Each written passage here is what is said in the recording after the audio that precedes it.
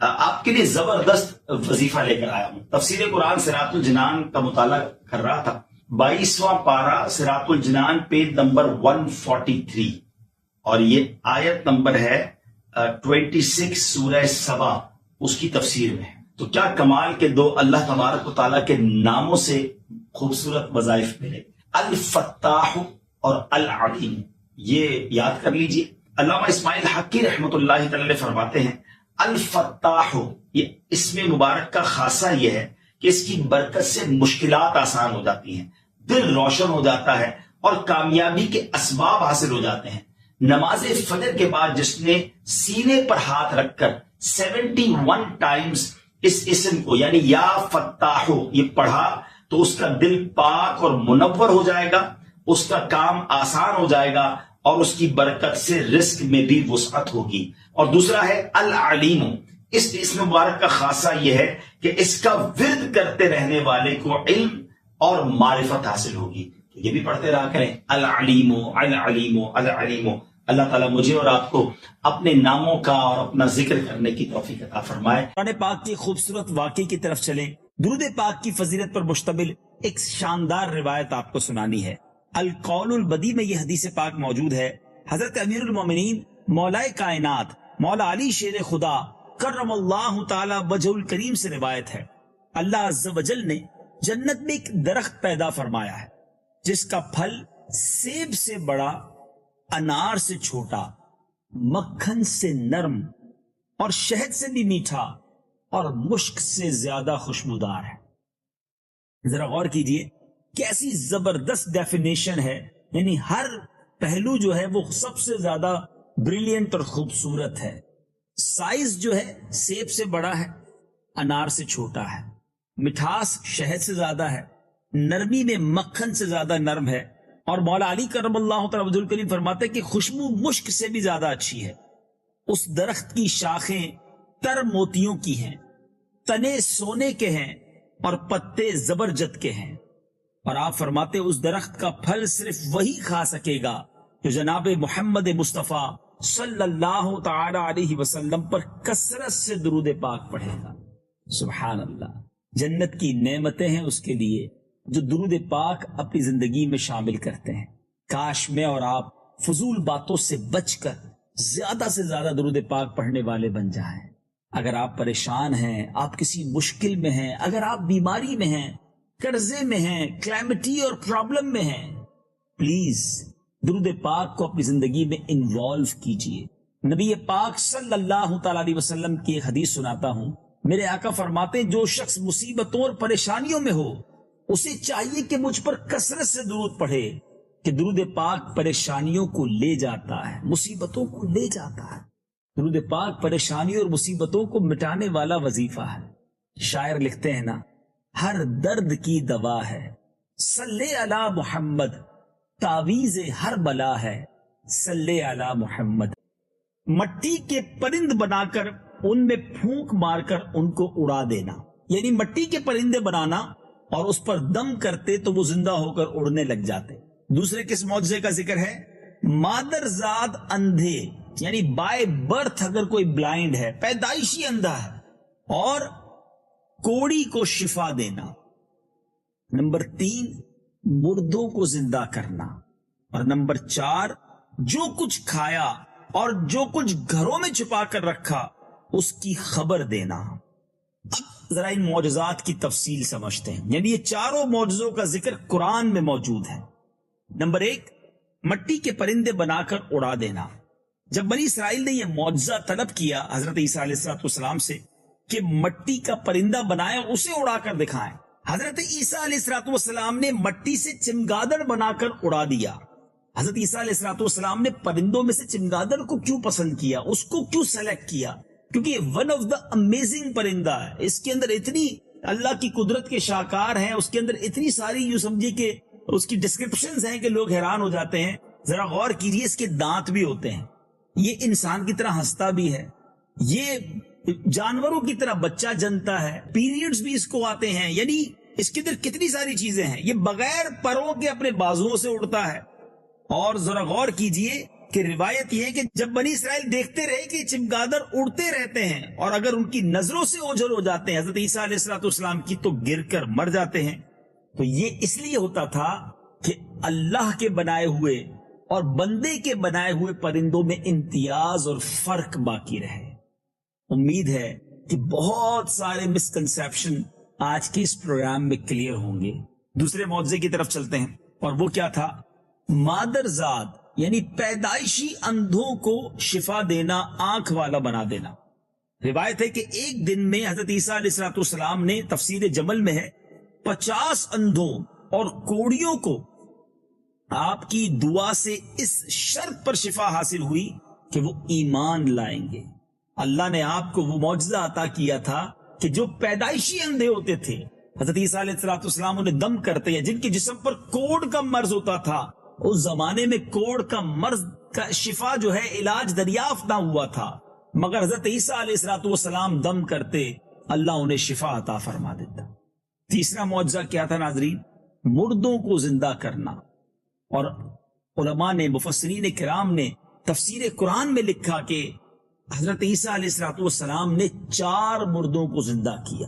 Number 1 عازر اپنے دوست کو، نمبر 2 ایک بڑھیا کے لڑکے کو، نمبر 3 ایک عشر وصول کرنے والی لڑکی کو، اور نمبر 4 حضرت سام بن نوح علیہ السلام کو۔ اب ذرا ان چاروں کے احوال بھی سن لیجئے۔ عازر کون تھا؟ یہ حضرت عیسیٰ علیہ السلام کے ایک مخلص دوست تھے۔ جب ان کا انتقال ہونے لگا تو ان کی بہن نے آپ کے پاس قاصد بھیجا کہ آپ کا دوست کا انتقال ہو رہا ہے۔ اس وقت آپ اپنے اس دوست سے 3 دن کی دوری کی مسافت پر تھے، یعنی 3 دن کا ٹریول تھا۔ عازر کے انتقال اور دفن کے بعد حضرت عیسیٰ علیہ السلام وہاں پہنچے اور عازر کی قبر کے پاس تشریف لے گئے اور عازر کو پکارا تو وہ زندہ ہو کر اپنی قبر سے باہر نکل آئے، برسوں زندہ رہے اور صاحب اولاد بھی ہوئے۔ ناظرین، یہ واقعہ قرآن کی تفسیروں میں موجود ہے۔ اللہ کے نبی کا یہ معجزہ آج بھی رہتی دنیا کے لیے ایک شاندار دلیل ہے کہ رب جسے چاہے یہ اختیار دے کہ وہ مردوں کو زندہ کر دے۔ اگر کسی کے ذہن میں یہ کانسیپٹ ہے کہ مردوں کو زندہ کرنا یہ صرف رب ہی کا کام ہے، تو پھر اس قرآن پاک میں اس ذکر کیے گئے معجزے کا جواب کیا ہوگا؟ یاد رکھیے، جب کوئی یہ سمجھے کہ حضرت عیسیٰ علیہ السلام یا اللہ کی عطا سے کوئی بھی مردے کو زندہ کرتا ہے تو یہ پرابلم نہیں ہے۔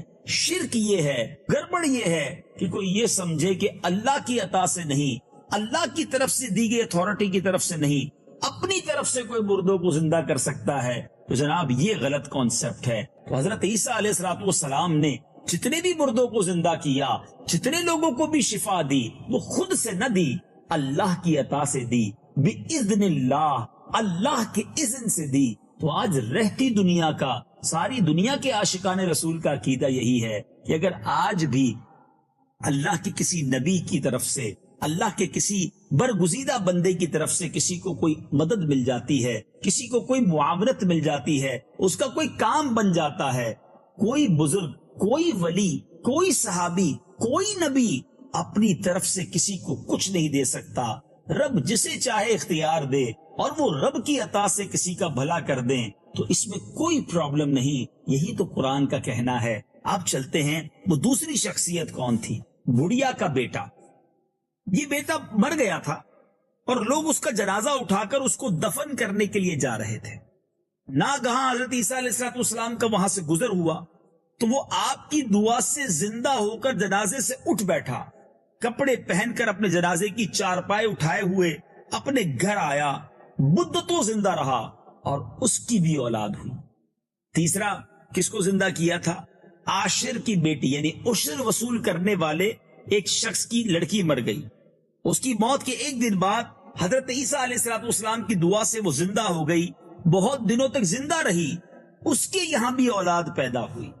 اور ناظرین، چوتھی شخصیت جس کو حضرت عیسیٰ علیہ السلام نے زندہ کیا، وہ تو 3 مردوں کو آپ نے زندہ کیا تو بنی اسرائیل کے شریروں نے کہا کہ یہ تینوں در حقیقت تو مرے ہوئے ہی نہیں تھے، 1-2 دن پہلے انتقال ہوا تھا اور آپ نے آ کے انہیں زندہ کر دیا، بلکہ ان تینوں پر سکتہ طاری تھا۔ ہم تو آپ کو جب مانے کہ آپ پرانے مردے کو زندہ کر کے بتائیں، تو آپ نے فرمایا حضرت سام بن نو علیہ السلام، حضرت نو علیہ السلام کے بیٹے، ان کو وفات پائے ہوئے 4000 برس کا زمانہ گزر گیا ہے، تم لوگ مجھے ان کی قبر پر لے چلو، میں ان کو بھی حکم خداوندی سے زندہ کر دوں گا۔ تو آپ نے ان کی قبر کے پاس جا کر اسم اعظم پڑھا تو فوراً ہی حضرت سام بن نو علیہ السلام قبر سے نکل کر زندہ ہو کر آئے اور گھبرائے ہوئے پوچھا کہ کیا قیامت قائم ہو گئی؟ حضرت عیسیٰ علیہ السلام پر ایمان لائے، پھر تھوڑی دیر بعد ان کا انتقال ہو گیا۔ ناظرین، یہ وہ امیزنگ معجزہ ہے، یہ وہ کمال کا معجزہ ہے جس کا ذکر قرآن مجید فرقان حمید میں موجود ہے۔ اب چوتھا معجزہ کیا تھا کہ جو کھایا اور چھپایا اس کو بتا دیا۔ ماجرا یہ تھا کہ حدیث پاک میں ہے کہ حضرت عیسیٰ علیہ السلام اپنے مکتب میں بنی اسرائیل کے بچوں کو ان کے ماں باپ جو کھاتے تھے اور جو کچھ گھروں میں چھپا کر رکھتے تھے وہ سب بتا دیتے تھے۔ جب والدین نے بچوں سے دریافت کیا کہ تمہیں ان باتوں کی کیسے خبر ہو جاتی ہے، تو انہوں نے کہا کہ ہم حضرت عیسیٰ علیہ السلام کے مکتب میں جاتے ہیں، وہ ہمیں بتا دیتے ہیں۔ یہ سن کر ماں باپ نے بچوں کو مکتب جانے سے روک دیا اور کہا کہ حضرت عیسیٰ علیہ السلام جادوگر ہیں۔ جب حضرت عیسیٰ علیہ السلام بچوں کی تلاش میں بستی کے اندر داخل ہوئے تو بنی اسرائیل نے اپنے بچوں کو ایک مکان کے اندر چھپا دیا کہ بچے یہاں نہیں ہیں۔ آپ نے پوچھا کہ گھر میں کون ہیں؟ تو ان شریروں نے کہہ دیا، جھوٹ کہا کہ یہ تو معاذ اللہ بندر اور سور ہیں۔ اللہ اکبر۔ تو آپ نے فرمایا اچھا پھر تو یہ سور ہی ہوں گے۔ اور لوگوں نے جب بعد میں مکان کا دروازہ کھولا تو وہ سارے کے سارے چہرے مسخ سور بن چکے تھے۔ اس بات کا بنی اسرائیل میں بڑا چرچا ہو گیا۔ بنی اسرائیل نے غیظ و غضب میں بھر کر آپ کو معاذ اللہ قتل کرنے کا منصوبہ بنا لیا۔ یہ دیکھ کر حضرت عیسیٰ علیہ السلام اپنی والدہ حضرت مریم رضی اللہ تعالیٰ کو لے کر مصر کی طرف ہجرت کر گئے۔ اس طرح آپ شریروں کے شر سے محفوظ رہے۔ اس کے بعد حضرت عیسیٰ علیہ السلام کے ساتھ کیا ہوا وہ میں عرض کرتا ہوں ناظرین، مگر پہلے ان 4 معجزات کی بات ہو جائے۔ پتہ کیا چلا؟ اللہ جس کو چاہے جیسے چاہے نواز دے۔ جب حضرت عیسیٰ علیہ السلام کے پاس یہ معجزات تھے کہ آپ دم کر کے مادرزاد اندھے کو شفا دے دیتے، کوڑی کا مرض دور ہو جاتا، آپ دعا کرتے تو مردہ زندہ ہو جاتا، آپ مٹی کے پرندے بنا کر دعا فرماتے تو وہ اڑنے لگ جاتا۔ جب حضرت عیسیٰ علیہ السلام کو اللہ نے یہ طاقت اور پاور دی ہے تو ذرا سوچئے تو صحیح، جو عیسیٰ کے بھی آقا ہیں، جو سب نبیوں کے آقا ہیں، جو رب کے حبیب ہیں، اللہ نے ان کو کیسے معجزات سے نوازا ہوگا، ان کو کیسے کمالات سے نوازا ہوگا۔ سبحان اللہ۔ میرے آقا علیہ السلام تو دعا فرمائیں تو سورج پلٹ آئے، نبی پاک انگلی کا اشارہ کریں تو چاند 2 ٹکڑے ہو جائے، نبی پاک علیہ السلام دعا فرمائے تو خاری کنویں میٹھے ہو جائیں، صحابہ کرام کی جو اعضائے بدن زخمی ہوں، ٹوٹ جائیں پنڈلیاں، آنکھیں باہر آ جائیں، میرے آقا لعاب دہن لگائیں تو کسی کی آنکھ روشن کر دیں، کسی کے پیر اور ہاتھوں کو جوڑیں تو وہ پہلے سے زیادہ صحیح ہو جائے۔ تو بڑی طویل فہرست ہے نبی پاک کے معجزات کی۔ تو سبحان اللہ، اللہ اپنے انبیاء کو، اپنے نیک بندوں کو برکتوں سے نوازتا ہے اور ہمیں اس پر الحمدللہ اعتقاد بھی ہے، یقین بھی ہے اور اس پر خوشی بھی ہونی چاہیے۔ مزید ایمان مضبوط ہوتا ہے کہ جب اللہ کے بندوں کو یہ کمالات حاصل ہیں تو میرے رب کی قدرت کا عالم کیا ہوگا۔ ان اللہ علی کل شیء قدیر۔ اب چلتے ناظرین حضرت عیسیٰ علیہ السلام کے ساتھ آگے کیا ہوا، آپ آسمانوں کی طرف کیسے اٹھائے گئے، یہ بھی اس خوبصورت واقعے کا ایک بڑا عجیب موڑ ہے۔ آئیے یہ بھی سنتے ہیں۔ ناظرین، حضرت عیسیٰ علیہ السلام کی زندگی کے واقعات بڑے عجیب و غریب ہیں اور قرآن میں اس کا زبردست انداز سے ذکر ہے۔ حضرت عیسیٰ علیہ السلام نے جب یہودیوں کے سامنے اپنی نبوت کا اعلان فرمایا تو یہی یہودی تورات میں پڑھ چکے تھے کہ حضرت عیسیٰ علیہ السلام ان کے دین کو منسوخ کر دیں گے، اس لیے یہودی آپ کے دشمن ہو گئے۔ یہاں تک کہ جب حضرت عیسیٰ علیہ السلام نے یہ محسوس کر لیا کہ یہودی اپنے کفر پر اڑے رہیں گے اور وہ مجھے قتل کر دیں گے، تو ایک دن آپ نے لوگوں کو مخاطب کر کے فرمایا، من انصاری الی اللہ، یعنی کون میرے مددگار ہوتے ہیں اللہ کے دین کی طرف؟ تو 12 یا 19 حواریوں نے کہا، نحن انصار اللہ آمنا باللہ، واشہد بأننا مسلمون، یعنی ہم خدا کے دین کے مددگار ہیں، ہم اللہ پر ایمان لائے اور آپ گواہ ہو جائیں کہ ہم مسلمان ہیں۔ باقی تمام یہودی اپنے کفر پر جمے رہے، یہاں تک کہ جوش عداوت میں ان لوگوں نے آپ کے قتل کا منصوبہ بنا لیا۔ ایک شخص کو یہودیوں نے جس کا نام تطیانوس تھا آپ کے مکان میں آپ کو قتل کرنے کے لیے بھیجا۔ اتنے میں اچانک اللہ تعالیٰ نے حضرت جبریل امین علیہ السلام کو ایک بدلی کے ساتھ، ایک بادل کے ٹکڑے کے ساتھ بھیجا، اور اس بدلی نے آپ کو آسمان پر اٹھا لیا۔ آپ کی والدہ جوش محبت میں آپ کے ساتھ چمٹ گئی تو آپ نے اپنی والدہ سے فرمایا، امی جان، اب قیامت کے دن آپ کی اور ہماری ملاقات ہوگی، اور بدلی نے آپ کو آسمان پر پہنچا دیا۔ یہ واقعہ بیت المقدس میں شب قدر کی مبارک رات وقوع پذیر ہوا۔ اس وقت آپ کی عمر مبارک ایک قول کے مطابق 120 برس کی تھی۔ تطیانوس جب بہت دیر تک مکان سے باہر نہیں نکلا، کیونکہ وہ مکان میں انٹر ہوا تھا معاذ اللہ حضرت عیسیٰ علیہ السلام کو قتل کرنے کے لیے، مگر بادل کا ٹکڑا آپ کو اوپر لے جا چکا تھا اللہ کے حکم سے۔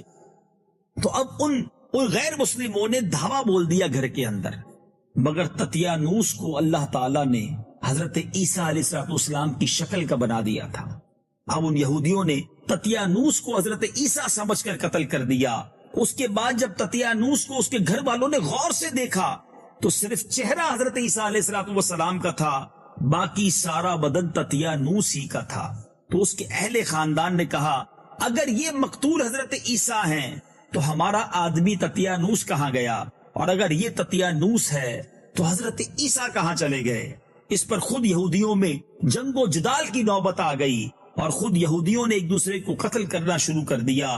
بہت سے قتل ہو گئے، اور کافروں نے مکر کیا، اور اللہ نے ان کے ہلاک کی خفیہ تدبیر فرمائی، اور اللہ سب سے بہتر چھپی تدبیر والا ہے۔ یاد کرو جب اللہ نے فرمایا، اے عیسیٰ، میں تجھے پوری عمر تک پہنچاؤں گا اور تجھے اپنی طرف اٹھا لوں گا اور تجھے کافروں سے پاک کر دوں گا، اور تیرے پیرووں کو قیامت تک تیرے منکروں پر غلبہ دوں گا، پھر تم سب میری طرف پلٹ کر آؤ گے تو میں تم میں فیصلہ فرما دوں گا جس بات میں جھگڑتے ہو۔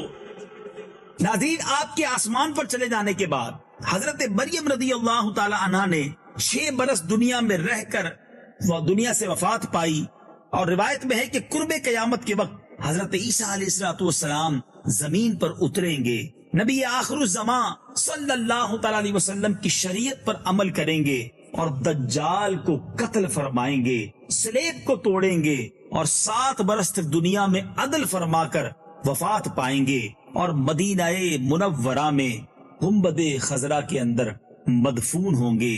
سبحان اللہ، سبحان اللہ۔ ناظرین، آج بہت سارے مجھے امید ہے مسکنسیپشن کلیئر ہوں گے۔ حضرت عیسیٰ علیہ السلام کے بارے میں قرآنی عقیدہ کیا ہے یہ بھی آج ہمیں معلوم ہوا۔ بہرحال پیغام قرآن سلسلہ آپ نے دیکھا، اللہ تعالیٰ نور قرآن سے ہم سب کے دلوں کو منور فرمائے۔ اب وقت ہوا ہے ایک بہت ہی خوبصورت سیگمنٹ کا، جس کا نام ہے تعارف قرآن۔ پیغام قرآن۔ ناظرین، اب وقت ہوا ہے ہمارے سیگمنٹ تعارف قرآن کا، اور سبحان اللہ، آج جس سورت کا تعارف ہم نے حاصل کرنا ہے، میں نہیں سمجھتا کہ دنیا میں کوئی ایسا مسلمان ہو جو سورہ ملک کا جس نے نام نہ سنا ہو۔ کیا شاندار سورت ہے، اور اس کے فضائل بھی کیسے شاندار ہیں۔ آج سنتے جائیے اور ایمان تازہ کرتے جائیے۔ سورہ ملک کا مقام نزول کیا ہے؟ یہ سورہ ملک مکہ مکرمہ میں نازل ہوئی ہے۔ یاد رہے 29واں پارہ، 29th پارہ آف قرآن اسٹارٹ ہی سورہ ملک سے ہوتا ہے۔ تبارک الذی بیدہ الملک، وہیں سے یہ پارہ شروع ہوتا ہے۔